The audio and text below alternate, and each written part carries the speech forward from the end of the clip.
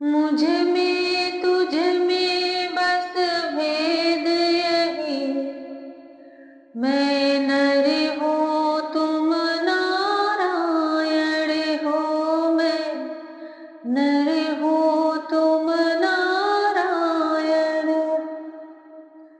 मैं हूँ संसार के हाथों में, संसार तुम्हारे हाथों में। मिलता है सच्चा सुख केवल भगवान तुम्हारे शरणों में। यही विनती है पल छिन छिन की, रहे ध्यान तुम्हारे चरणों में।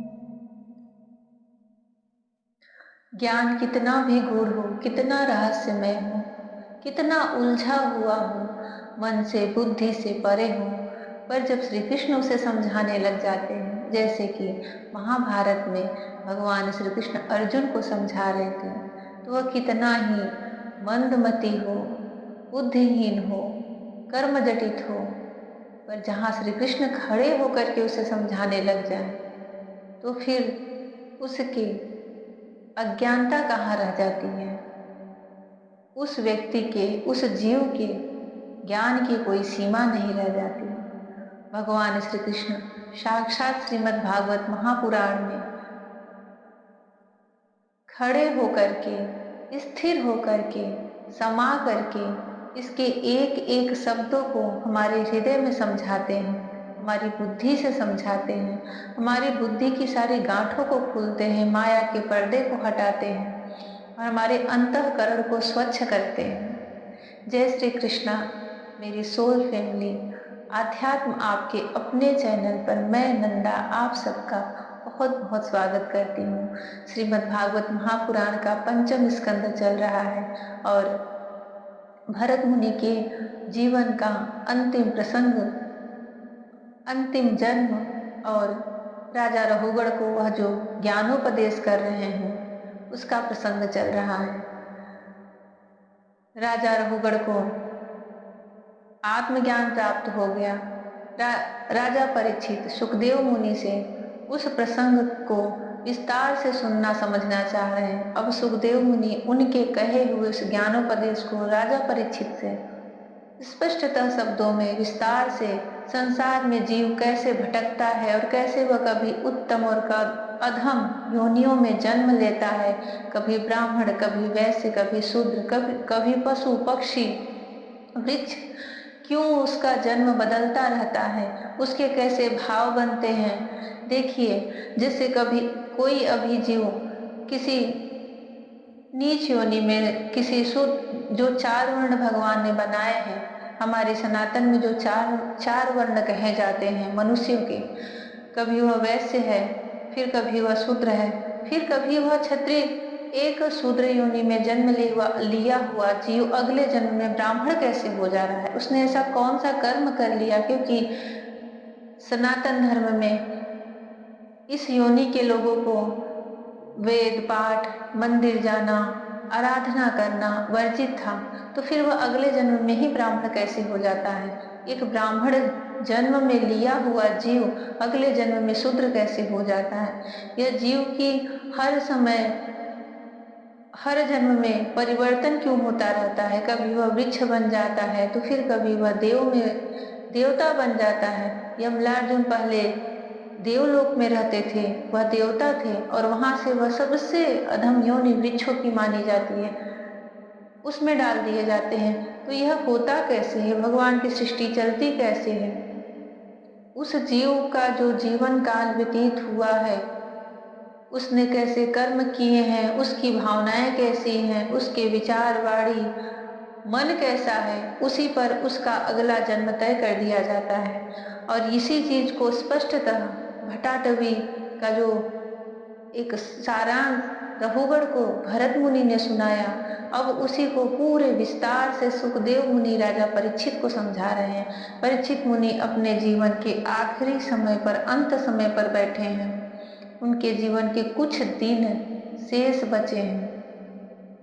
7 दिन में कुछ दिन के भागवत बीत चुके हैं, अब उस 7 दिन में और कम दिन बचे हैं और उनके हर प्रश्नों का उत्तर सुखदेव मुनि दे रहे हैं कि इनके मन में किसी भी तरह की शंका न रहे। उनकी हर शंका का समाधान सुखदेव मुनि कर रहे हैं और यह सिर्फ वही कर भी सकते हैं, उनके अतिरिक्त और किसी के अंदर ऐसा सामर्थ्य नहीं है कि 7 दिन के अंदर वह मोक्ष ज्ञान ब्रह्म ज्ञान दे दे कि जो अभी कल तक इस संपूर्ण धरती के सम्राट बैठे हुए राजा परीक्षित हैं, एकदम अचानक से 7 दिन के ही अंदर वह सब चीजों का त्याग करके सबके सामने देखते ही देखते उस परम तत्व श्री कृष्ण को प्राप्त हो गए। यह भागवत में ही सामर्थ्य है कि किसी जीव को अगर श्रद्धा पूर्वक सुना जाए तो श्री कृष्ण की प्राप्ति करा देता है।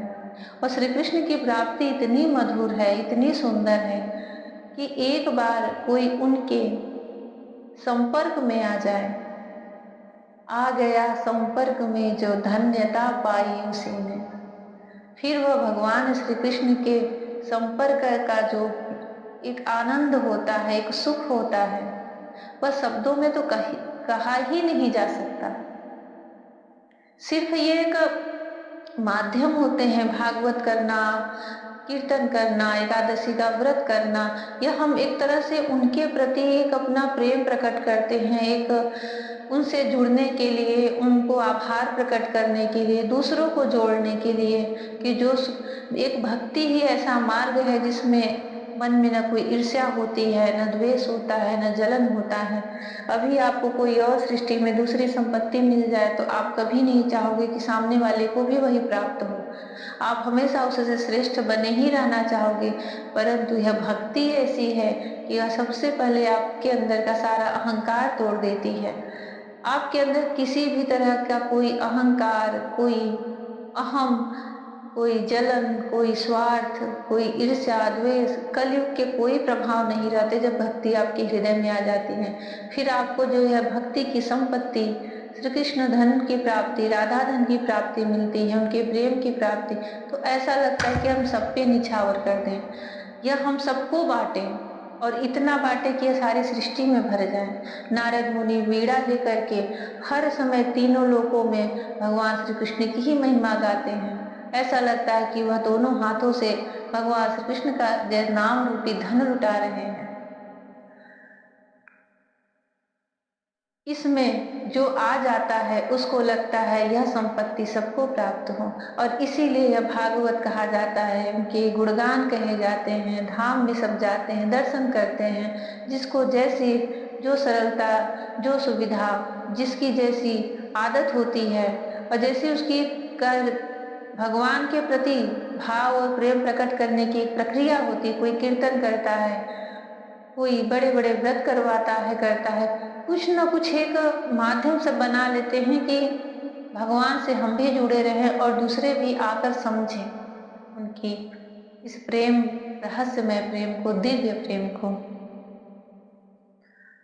सुखदेव मुनि परीक्षित से कह रहे हैं, काल चक्र साक्षात भगवान विष्णु का आयुध है। वह परमाणु से लेकर द्विपरार्ध पर्यंत क्षण घटियादि और अयो से युक्त है। वह निरंतर सावधान रहकर घूमता रहता है। जल्दी जल्दी बदलने वाली बाल्य अवस्था, यौवन अवस्था, ये जो आदि अवस्थाएं हैं, यह उसका वेग है। उसके द्वारा वह ब्रह्मा से लेकर क्षुद्राति क्षुद्र दृढ़ पर्यंत सभी भूतों का निरंतर संहार करता रहता है। कोई भी उसकी गति में बाधा नहीं डाल सकता। उससे भय मानकर भी जिनका यह काल चक्र निज आयुध है, उन साक्षात भगवान यज्ञ पुरुष की आराधना छोड़कर यह मंदमती मनुष्य पाखंडियों के चक्कर में पड़कर उनके कंक, गिद्ध, बगुला और बटेर के समान आर्य शास्त्र बहिष्कृत देवताओं का आश्रय लेता है, जिनका केवल वेद ब्राह अप्रामाणिक आगमों ने ही उल्लेख किया है। ये पाखंडी तो स्वयं ही धोखे में है। जब यह भी उनकी ठगाई में आकर दुखी होता है तब ब्राह्मणों की शरण लेता है। यह उनके लिए है जो अपने ही मन के बहुत सारे मतभेद बना देते हैं, न वह कहीं वेद में लिखे हैं, न शास्त्र में लिखे हैं, न पुराण में लिखे हैं। ऐसे ही मार्ग को पाखंडी बोलते हैं और मनुष्य की बुद्धि उसमें बहुत जल्दी फंसती है, क्योंकि वह देखने में आकर्षित लगती है। ऐसा लगता है कि तुरंत इसके माध्यम से तुरंत कार्य हो जाएगा, और उसमें वह ठगे जाते हैं, लूटे जाते हैं। उनसे भी जब वो दुखी हो जाता है, उनकी ठगाई में आकर जब दुखी होता है, तब ब्राह्मणों की शरण लेता है। किंतु उपनयन संस्कार के अनंतर स्रोत स्मार्त कर्मों से भगवान एक ही पुरुष की आराधना करना आदि तो उसका शास्त्रोक्त आचार है, वह इसे अच्छा नहीं लगता। इसीलिए हमेशा कहा जाता है कि सिर्फ ब्राह्मण कुल में जन्म लेना ही ब्राह्मणत्व को सिद्ध नहीं करता। आप ब्राह्मण हो, ईश्वर ने आपको ब्राह्मण कुल में जन्म दिया है, तो फिर उसके कुछ नियम हैं। स्रोत स्मार्त कर्मों से यज्ञ पुरुष की आराधना करना और जो शास्त्र धर्म होते हैं उसके प्रति उसके जैसा आचार व्यवहार करना, और यह अक्सर जीव को अच्छा नहीं लगता इतने नियम में बंधे रहना। तो फिर वह करता क्या है, इसलिए वेदोक्त आचार के अनुकूल अपने में शुद्धि न होने के कारण यह कर्म शून्य शूद्र कुल में प्रवेश करता है। यह हर जीव की गति बता रहे हैं, किसी एक जन्म की कथा नहीं चल रही है। ये पूरी सृष्टि में जीव कैसे चलता है, कैसे बदलता है, कैसे उसकी सोच वाणी बदलती है, उसका बहुत ही स्पष्ट और विस्तार से सुखदेव मुनि परीक्षित जी को सुना रहे हैं। अब उसे ब्राह्मण के कर्म अच्छे नहीं लगते, तो वह फिर धीरे से शूद्र कुल में प्रवेश करता है। इसलिए वेदोक्त आचार के अनुकूल अपने में शुद्धि न होने के कारण यह कर्म शून्य शूद्र कुल में प्रवेश करता है, जिसका स्वभाव वानरों के समान केवल कुटुंब पोषण और स्त्री सेवन करना ही है। वहां बिना रोक टोक स्वच्छंद विहार करने से इसकी बुद्धि अत्यंत दीन हो जाती है और एक दूसरे का मुख देखना आदि विषय भोगों में फंसकर इसे अपने मृत्यु काल का भी स्मरण नहीं होता। वृक्षों के समान जिनका लौकिक सुखी फल है, उन घरों में ही सुख मानकर वानरों की भांति स्त्री पुत्र आदि में आसक्त होकर अपना सारा समय मथुनादि विषय भोगों में ही बिता देता है। इस प्रकार प्रवृत्ति मार्ग में पड़कर सुख दुख भोगता हुआ यह जीव रोग रूपी गिरी गुहा में फंसकर उसमें रहने वाले मृत्यु रूप हाथी से डरता रहता है। कभी कभी शीत वायु आदि अनेक प्रकार की आधि दैविक आधि भौतिक और आध्यात्मिक दुखों की निवृत्ति करने में जब सफल हो जाता है, तब उस पर अपार विषयों की चिंता से वह खिन्न हो उठता है। कभी आपस में क्रय विक्रय आदि व्यापार करने पर बहुत कंजूसी करने से इसे थोड़ा सा धन हाथ लग जाता है। कभी धन नष्ट हो जाने से जब इसके पास सोने बैठने और खाने आदि की भी कोई सामग्री नहीं रहती, तब अपने अभिष्ट भोग न मिलने से यह उन्हें चोरी आदि बुरे उपायों से पाने का निश्चय करता है। इससे इसे जहां तहां दूसरों के हाथ से बहुत अपमानित होना पड़ता है। इस प्रकार धन की आसक्ति से परस्पर वैर भाव बढ़ जाने पर यह अपनी पूर्व वासनाओं से विवश होकर आपस में विवाहादि संबंध करता और छोड़ता रहता है। इस संसार मार्ग में चलने वाला यह जीव अनेक प्रकार के क्लेश और विघ्न बाधाओं से बाधित होकर भी मार्ग में बाधित होने पर भी मार्ग में जिस पर जहां का तहां छोड़ देता है। इस संसार मार्ग में चलने वाला यह जीव अनेक प्रकार के क्लेश और विघ्न बाधाओं से बाधित होने पर भी मार्ग में जिस पर जहां आपत्ति आती है अथवा जो मर जाता है, उसे जहां का तहां छोड़ देता है तथा नए जन्मे हुए को साथ लगाता है। कभी किसी के लिए शोक करता है, किसी का दुख देखकर मूर्छित हो जाता है, किसी के वियोग होने की आशंका से भयभीत हो उठता है, किसी से झगड़ने लगता है, कोई आपत्ति आती है तो रोने चिल्लाने लगता है, कहीं कोई मन के अनुकूल बात हो गई तो प्रसन्नता के मारे फूला नहीं समाता, कभी गाने लगता है और कभी उन्हीं के लिए बंधने में भी नहीं चकता। साधु जन इसके पास कभी नहीं आते, यह साधु संग से सदा वंचित रहता है। इस प्रकार यह निरंतर आगे ही बढ़ रहा है, जहां से इसकी यात्रा आरंभ हुई है और जिसे इस मार्ग की अंतिम अवधि कहते हैं, उस परमात्मा के पास यह अभी तक नहीं लौटा है। परमात्मा तक जो योग शास्त्र की भी गति नहीं है, जिन्होंने सब प्रकार के दंड शासन का त्याग कर दिया है, वे निवृत्ति परायण संयतात्मा मुनिजन ही उसे प्राप्त कर पाते हैं। वे संग्राम भूमि में शत्रुओं का सामना करके केवल प्राण प्रत्याग ही नहीं करते हैं, तथा जिसमें यह मेरी है ऐसे अभिमान करके वैर ठाना था, उस पृथ्वी में ही अपना शरीर छोड़कर स्वयं परलोक को चले जाते हैं। इस संसार से वे भी पार नहीं होते। कृष्णा, अपने पुण्य कर्म लता का आश्रय लेकर यदि किसी प्रकार यह जीव इन आपत्तियों से अथवा नरक से छुटकारा पा भी जाता है, तो फिर इस प्रकार संसार मार्ग में भटकता हुआ इस जन समुदाय में मिल जाता है।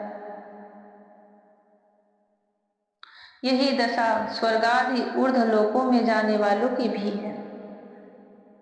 जो देवता होते हैं उनको भी अपने पुण्य, जब उनके पुण्य क्षीण हो जाते हैं तो वह भी इसी धरती पर ही जन्म लेते हैं अपना अगला कर्म बनाने के लिए। राजन, राजर्षि भरत के विषय में पंडित जन ऐसा कहते हैं, जैसे गरुड़ जी की होड़ कोई मक्खी नहीं कर सकती, उसी प्रकार राजर्षि महात्मा भरत के मार्ग का कोई राजा अन्य राजा मन से भी अनुसरण नहीं कर सकता। उन्होंने पूर्ण कीर्ति श्री हरि में अनुरक्त होकर अति मनोरम स्त्री, पुत्र, मित्र और राज्यादि को युवावस्था में ही विष्ठा के समान त्याग दिया था। दूसरों के लिए तो इन्हें त्यागना बहुत ही कठिन है।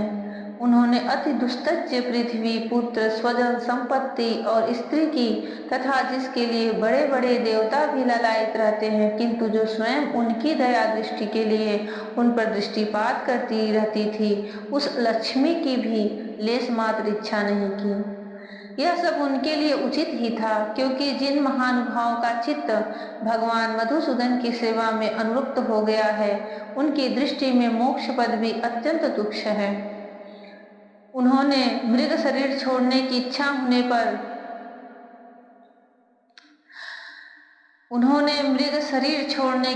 होने पर उच्च स्वर से कहा था कि धर्म की रक्षा करने वाले, धर्मानुष्ठान में निपुण, योग गम्य, सांख्य के प्रतिपादक, प्रकृति के अधीश्वर, यज्ञ मूर्ति, सर्वांतर्यामी श्री हरि को नमस्कार है। ऐसा अबोध ज्ञान भगवान श्री कृष्ण सबको दे। राजन, राजर्षि भरत के पवित्र गुण और कर्मों की भक्तजन की प्रशंसा करते हैं। राजर्षि भरत के पवित्र गुण और कर्मों की भक्तजन भी प्रशंसा करते हैं। उनका यह चरित्र बड़ा कल्याणकारी, आयु और धन की वृद्धि कराने वाला, लोक में सुयश बढ़ाने वाला और अंत में स्वर्ग तथा मोक्ष की प्राप्ति कराने वाला है। जो पुरुष इसे सुनता या सुनाता है और इसका अभिनंदन करता है, उसकी सारी कामनाएं स्वयं ही पूर्ण हो जाती हैं। दूसरों से उसे कुछ भी नहीं मांगना पड़ता। जय श्री कृष्ण। राजर्षि भरत जी का चरित्र आज संपूर्ण हुआ और इनका यह चरित्र भागवत का बहुत ही परम पवित्र चरित्र है। इस प्रसंग को जितने भी साधु जन हैं, भक्त जन हैं, बार बार कहते और सुनते हैं, क्योंकि इसमें भगवान की माया मनुष्य को कैसे ठगती है। बहुत लंबे समय तक का आपका किया हुआ तपस्या, उपासना, भक्ति क्षण भर में कैसे एक मोह में बदल जाता है और मनुष्य का, जीव का ईश्वर को प्राप्त करते करते फिर किसी दूसरे में योनि में जन्म ले लेना पड़ता है। इसलिए इसको पढ़ कर के मन हमेशा सतर्क रहता है कि मोह कितना बारीक होता है और कैसे अपने मन को जाल में फंसाता है। सबसे जुड़े रहो, पर मन से सबसे आसक्ति हटा दो, मोह हटा दो। एक ईश्वर के प्रेम में रहो, दिव्य प्रेम में रहो, जहां पर कभी भी अपना मन ऐसा न उलझे कि कृष्ण को भूल जाए। ईश्वर को भूल जाएं, अपने आत्म को भूल जाएं। भगवान श्री कृष्ण भरत मुनि के जैसा जीवन में सबको आत्मज्ञान प्रदान करे। जीवन भले ही कितना बीतता जाए, कितने जन्म होते जाएं, पर श्री कृष्ण के प्रति वह अटूट भक्ति, अटूट श्रद्धा बनी रहे, उनका अटूट प्रेम मिलता रहे। चाहे हम जिस भी योनि में जन्म लें, चाहे जो भी शरीर रूप लें, पर भगवान श्री कृष्ण के प्रति वह प्रेम बना रहे। भरत मुनि तो हिरण बन के भी भगवान कृष्ण को नहीं भूले, क्योंकि उनकी साधना पूरी हो गई थी। अपने मन को श्री कृष्ण में ऐसे लगाए कि जीव कहीं भी जाए उनकी स्मृति बनी रहे और वह भी हमें याद करते रहें। जय श्री कृष्णा। राधे राधे। जय श्री कृष्ण। हरि ओम।